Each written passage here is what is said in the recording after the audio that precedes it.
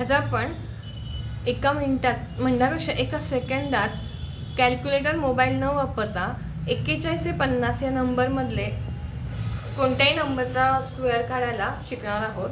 एकदम भन्नाट ट्रिक आहे, तुम्हीही मनातल्या मनात एका सेकंदात काढू शकता। बघा, पहिला नंबर आपण बघूया। 41 म्हणजे 41 चा स्क्वेअर, स्क्वेअर म्हणजे त्या नंबरला त्या नंबरने मल्टिप्लाय करायचं। आता आपण काय करायचं, 50 पेक्षा 41 हा कितीने कमी आहे ते बघायचं। ते 9 ने कमी आहे आणि तो 9 25 मधनं वजा करायचा, ते आले 16। ते 16 आलेत ते इकडे लिहून टाकायचे आणि कितीने कमी आहे 50 पेक्षा 41 हा, तर 9 ने।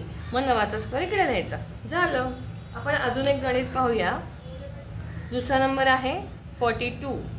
42 चा स्क्वेअर बघा, 42 हा 50 पेक्षा म्हणजे 50 पेक्षा 8 ने कमी आहे। हां, तो 8 मी 25 मधनं वजा केला की किती आले 17।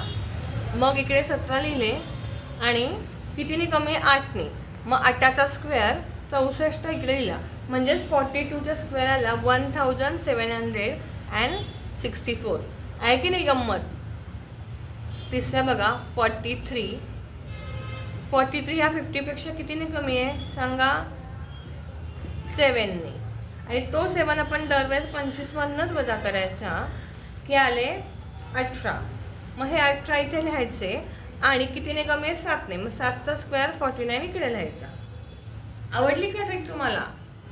आता पुढचा मी एकदम शॉर्ट मध्ये करून दाखवते। 44 चा स्क्वेअर करायचा आपल्याला, तर काय करणार आपण, मनातल्या मनात कॅल्क्युलेशन करायचं। 44 हा 50 पेक्षा 6 ने कमी आहे।